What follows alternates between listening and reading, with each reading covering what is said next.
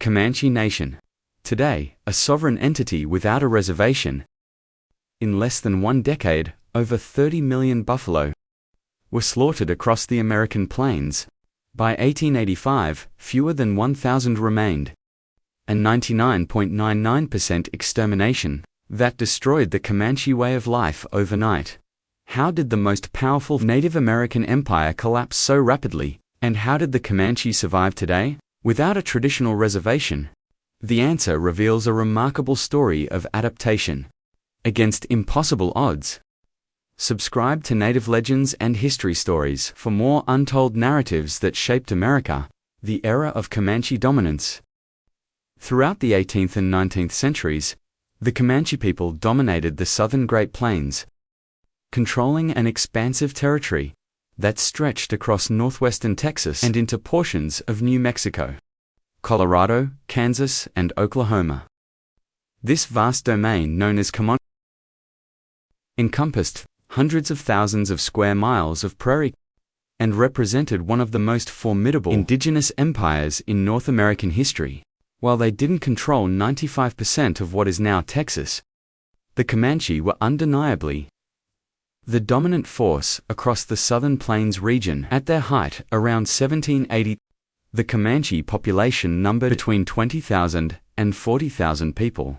Their power stemmed from unparalleled military prowess and horseback skills that made them virtually unbeatable. In open combat, Comanche warriors could fire arrows with deadly accuracy while hanging from the side of a galloping horse, making them elusive targets and lethal attackers. U.S. military commanders frequently reported that no other Native American tribe inspired the same level of fear among soldiers and settlers. The Comanche way of life revolved entirely around movement with the great bison herds. Their bands migrated seasonally, following the massive buffalo populations that provided nearly everything they needed. Comanche hunters took down buffalo with remarkable efficiency, using every part of the animal: meat for sustenance, hides for tippis and clothing, bones for tools, and sinew for bowstrings. They deliberately rejected settled farming, as their nomadic culture granted them tactical flexibility and control over vast territories that no agricultural society could match. Their exceptional horsemanship originated in the 17th century, when they acquired horses from Spanish colonizers. The Comanche quickly transformed from a relatively small mountain tribe into mounted warriors who mastered equestrian skills beyond what Europeans had ever witnessed. Within Comanche society, horses weren't merely transportation, but represented wealth, status, and power. A successful warrior might own hundreds of horses, carefully bred and trained for specific purposes, from buffalo hunting to warfare. The Comanche didn't just build a military empire. They established a sophisticated trading network that became the economic hub of the Southern Plains. At trading centers like those at the headwaters of the Red River, they exchanged horses and buffalo hides for guns, metal tools, and luxury goods with other tribes. Spanish colonists, French traders, and later American settlers, their monopoly on horse trading gave them particular economic leverage with neighboring peoples. This complex commerce transformed Conocorea into both a military stronghold and the central marketplace of the region, where even their enemies had to engage. In trade, the Comanche maintained this dominance, not through centralized government, but through a flexible social structure of independent bands united by common language, intermarriage, and shared cultural practices.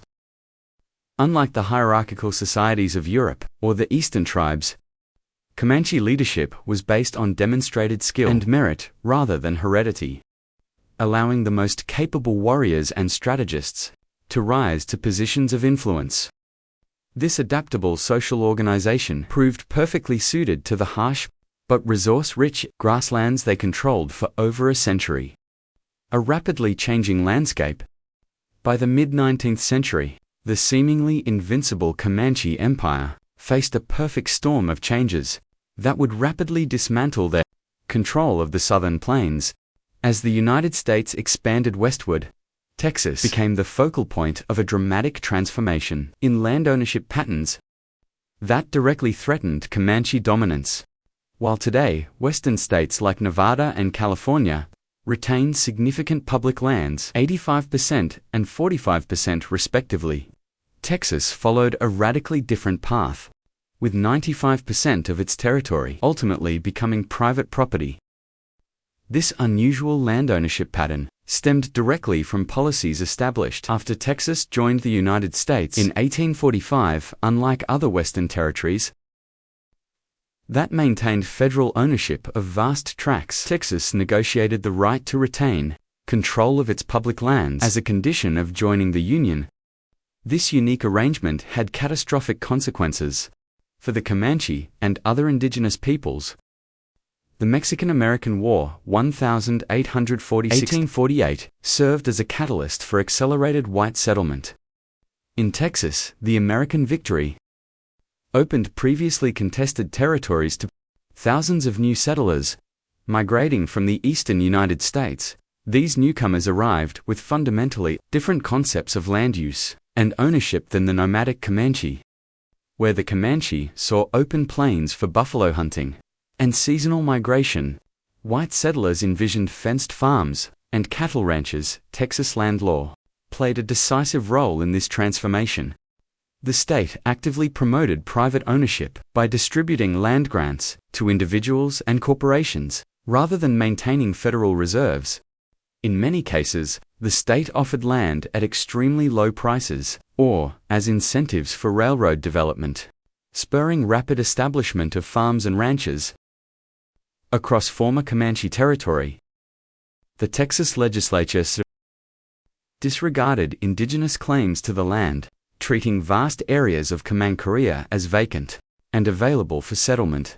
Perhaps the most devastating blow to Comanche power came with the systematic destruction of the buffalo herds between 1870 and 1878. Commercial hunters carried out an unprecedented slaughter, enabled by newly constructed railroads that provided easy access to the plains and fast transportation of hides to eastern markets. Professional buffalo hunters, like J. Wright Moore, killed hundreds of animals daily, often taking only the valuable hides and tongues, while leaving mountains of carcasses to rot on the prairie. The numbers are staggering. From an estimated 30 million buffalo in 18, fewer than 100 remained by 1885. A 99.997% reduction that effectively destroyed the foundation of Comanche life. The U.S. military recognized this ecological destruction as a strategic weapon. General Philip Sheridan famously remarked, "Let them kill, skin, and sell until the buffalo is exterminated. Then your prairies can be covered with speckled cattle, and the festive cowboy without buffalo." The Comanche lost not only their primary food source but the basis of their material, culture, and economic trading power. Military defeats soon followed, ecological collapse. The Red River War, 1874–1875, marked the final coordinated resistance of the Southern Plains tribes. In September 1874, Colonel Reynold S. Mackenzie led U.S. forces in a surprise attack on Comanche villages in Palo Duro Canyon. Rather than focusing on killing warriors, Mackenzie targeted their resource base. His troops captured and destroyed the Comanche horse herd, over 14 animals shot in a single day, and burned their winter food supplies and shelter materials without horses, food, or buffalo. The once mobile warriors became immobilized and vulnerable as winter approached. On June 2, 1875, Quanah Parker, the legendary half-white, half-Comanche leader of the Quahati Band, the last free Comanche group, surrendered at Fort Sill, Oklahoma. His capitulation marked the official end of Comanche dominance.